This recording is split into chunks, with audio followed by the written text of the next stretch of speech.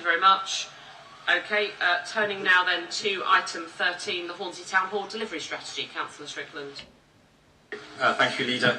So members will be aware that work has gone on over a number of years to look at Hornsey Town Hall, and for several years the Council is working very hard with the Mountview Academy of Theatre Arts and also with the Hornsey Town Hall Creative Trust to try and find a way for the Mountview Theatre School to move into the building and really re-energise it as a creative hub in the middle of Crouch End. Now, obviously, what became clear when we got into the more detailed design work and more detailed financial modelling was that the Mountview option, unfortunately, wasn't going to work for Mountview, and they announced that they would have to withdraw. It's really important to say that we're both committed to keeping Mountview in the borough and are working very hard with them, but we're also obviously very committed to finding a proper and sustainable future for Hornsey Town Hall, which does bring it back to life and brings it back into use, as well as protecting and conserving it for the future. So given the failure of the Mountview option, we've been working with residents through a series of meetings, but also through a steering group of myself, ward councillors, the Creative Trust and advisors to think about the best way forward. And what this paper recommends is the Council would go forward into a procurement exercise, a bidding exercise, to ask for interest from different organisations who might be able to run the building and provide activities and various things in the building that would provide it with a sustainable long-term solution. A couple of really important points to make, Leader. The first is that the reason we're going through a procurement exercise is because we could easily, with this building, just sell it off. You know, that would be the easiest thing to do, just to do an unconditional land sale, but we're really clear that we want this building to deliver, and we want to see some really good use in that building, and so we're going through the procurement process because that gives us much more control over what happens in that building in the future.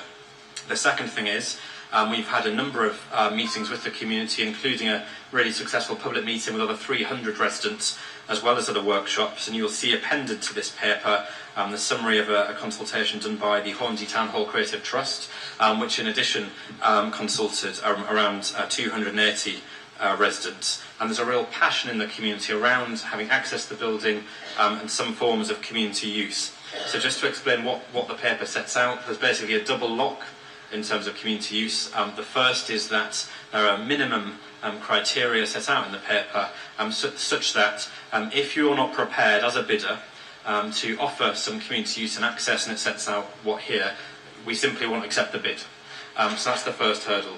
The second hurdle, and I can't talk about the numbers because they're in the exempt part of the paper, but what I can say is that the scoring that we will use to measure bids has community access and use as a very important component. That was at the request of the Community Trust, and that's what we've done.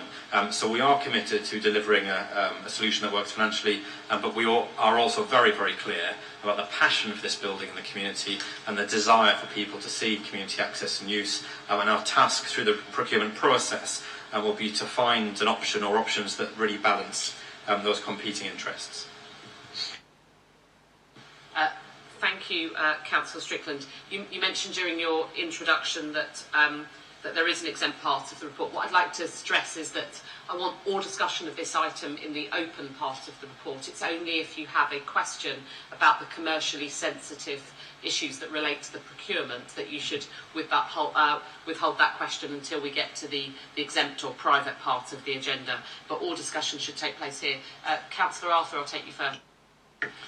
Thank you very much, Leader. So just wanted to echo some of the points that Councillor Strickland made. So I've had a number of emails and representations from members of Crouch End essentially saying how much they value the Town Hall as an asset to the community, how excited they are and happy to see the hall being used, and it's brilliant to see A&A in there, and any of us who were able to get to the Crouch End Festival over the last week and a half, 2 weeks, will have seen some of the wonderful stuff that was happening there.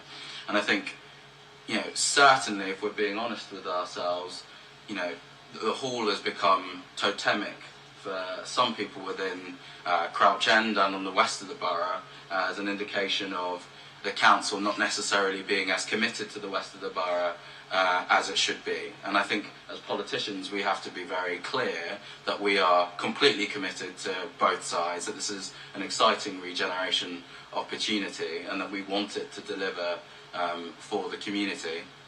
Having spoken to members of the Creative Trust and looked at the report, as the Cabinet member responsible for culture, it's exciting to see that creative activity is particularly high up in terms of its use. And what I do think is that this process will help to deliver in some fashion an opportunity for residents to be able to get that community access and to see those creative benefits that they're looking for. And I'm very happy and committed to working with Councillor Strickland, with the Creative Trust and with members of the community to help see that happen. So I completely understand some of the concerns that residents have raised, but I think it's right for us to be absolutely clear that we are very committed to community access and use, that we will only progress if we can see that the operator and developer that does come in shows that same level of commitment, so that we have what is a wonderful asset for the community really thriving again. Thank you. Cllr Elliott, sorry, you have a question. I have a couple of questions here. Okay. First of all, why did LBH highlight hotel use in the summary of soft market testing in the Cabinet report, and how representative was that of the soft market testing as a whole? And should it turn out that none of the tenders resulting from the OJEU process meet our objectives, particularly in respect to community access, will we be prepared to reject those tenders, revise our objectives and go to market again? Thank you, Councillor Elliott. So in terms of the soft market testing, as you know from the steering group discussions, there's been a range of organisations who've been approached and a range of interests. So I think at this stage, there's no particular bias to any one option, and we go into this genuinely with an open mind. In terms of, would we feel obliged to pick an option if we weren't particularly impressed by any of the bidders? I think we're really clear. The answer is absolutely not. If none of the bidders offer what we need, and none of the bidders offer the balance of things we're looking for, that we simply wouldn't pick anyone. And I think we'd have to regroup and look at our options in terms of what we did next, and whether we need another procurement exercise, or whether we went down a different route. But we certainly will not pick a suboptimal option. Yeah. Just want to come back quickly on the first one. It was, I have to say, having sat in on some of the soft market testing sessions myself, it was noticeable that hotels were picked out as one of the particular options, and I think that does worry quite a lot of residents, because it's an option that really doesn't appeal to the community. So if you could just clarify a little bit more about why that one was particularly put forward. I mean, private rented sector was in there as well, but some of the other options weren't mentioned. Yeah. So in terms of soft market testing workshops, obviously I wasn't there, so I'm afraid I can't comment on what may or may not have been said. But as I said, because we're moving into a formal public procurement process, regardless of the individual thoughts of any officer or member, it's the procurement process that will make the decision. Everything will be objectively scored. The community trust will be involved in helping to score and assess the community use section. So there will be a whole process where everything will be looked at properly, formally and objectively.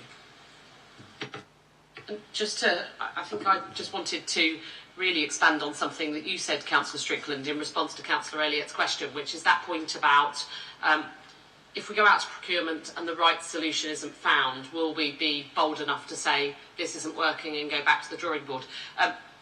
I've got the benefit or disbenefit of having sat through this process with Hornsey Town Hall for 6 years, and my learning kind of from that would be, and different sorts of not-for-profit solutions that we've sought to deliver.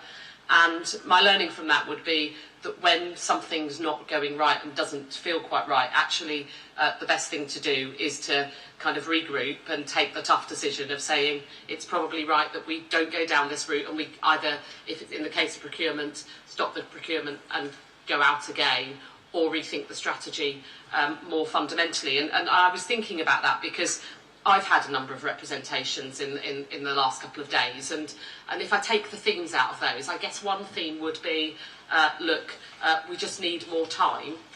And as I say, my response to that is, I've been involved in this for 6 years. I know that there are a bunch of people on the Creative Trust who have had much greater staying power than that and have been involved for around a decade. So this isn't something that has just emerged as a strategy in the last few days. I do think we've arrived at the point where we have to look at a procurement. The other thing I'd say is that people talk, quite rightly and understandably, about the cultural and community value of Hornsey Town Hall, and that's undeniable. And we've certainly seen through the ANA meanwhile use that people have really got something of cultural and community value out of the town hall, which is great. But what we can't forget is that this is a Grade 2-star listed building, and that actually it has great architectural merit. And 6 years ago, I think if we look back at the reports from that time, from memory, we were talking about a capital injection of about £8 million that was required to bring the building up to scratch. Reports today suggest that that's more like £10 million.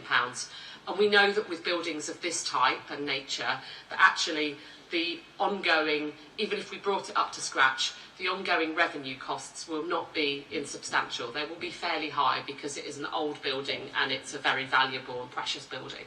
And therefore, any solution has to, particularly, we've already referred to the council's financial situation earlier this evening, you know, to my mind, any solution has to provide a sound financial footing and stability and a guarantee that the architecture that merits the building will be retained going into the future. And so I think that's a rather long-winded way of saying I think that's why we've got to here now. It's not in any way on anyone's part a desire to not hear what the community is saying. In fact, I've heard it and remain committed to the kind of not-for-profit type solution for a long time. It just feels that we now have to say, let's explore other avenues. And actually, we may see a really great hybrid solution, which could bring together, you know, if we saw an investor coming together with an arts organisation, the right sort of thing, that could be hugely valuable. So I guess now's a point in time to kind of take the creativity that's in Crouch End and really put all minds to this as a solution. But I would certainly endorse Councillor Strickland's recommendation that we agree the recommendations in this report and go down the route that he's outlined. Cllr Arthur, I'll bring you in briefly.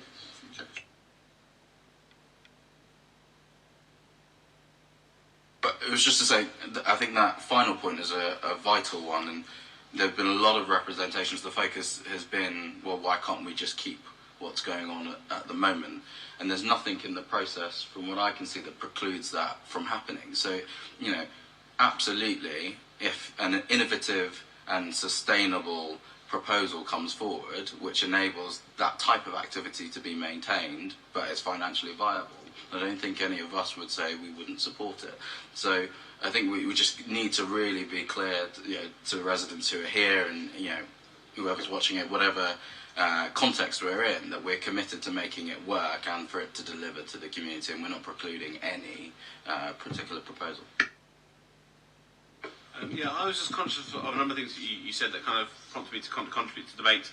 And the first is actually about the health of our town centres.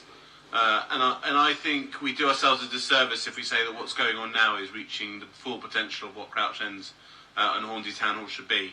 And specifically the space in front of the square as the centre of that town centre for me, as long as I've lived in this borough, and as long as I've been involved in this council, does not reach anything like its full potential, no matter how brilliant, and I will say brilliant, some of the activities are that have gone that from Secret Cinema right through to, you know, the Crouch End kind of festival, kind of placing that self at the heart of there over the last 2 weeks, and, you know, I reach out to people in terms of the community spirit that's kind of made those events happen, because it's those sorts of activities that make town centres interesting and offer its vibrancy. But we've also got responsibility to make sure that there's a sustainable activity in that sort of area in what is essentially, I think planners might call dead space, you know, in the other 46 weeks of the year. And we need to do so much more, and I think that's why I welcome this. I think the second thing I'd say is we're always really conscious this is about a council working with a community, and I think this for me represents the best of what I think a new council looks like. And the reason I say that is the fact that Councillor Strickland mentioned, that Hornsey Town Hall Community Trust would still be involved in the procurement, and I have to say I'd missed that in the process, but for me, I welcome that as someone who sat on that trust himself, and I was first elected to this council. But it recognises the spirit that actually we didn't go and seek Mount View Theatre School. They were recommended to us by the trust, and that's why we went down that solution. And again, I'm pleased to see that they'll still be involved in agreeing what it will be that kind of delivers as near to the vision that we envisaged all those years ago when they were first elected to the board. So I think those are loads of things that, in terms of, to sum up, making sure that we protect the future of Crouch End as a town centre and viability is kind of one of our considerations. And secondly, that we keep to the spirit of involving the community in our decision-making process feel like really kind of forward-thinking approach to the challenge there. Okay, thank you everyone for your contributions. Can I ask that Cabinet agree the recommendations in the report? Is that agreed? Thank you very much. Sorry, I should say, completely wrong to do that at that point. We have an exempt part of this agenda. We will consider the exempt information, having had a very full and frank debate in public, when we get to the exempt item. Item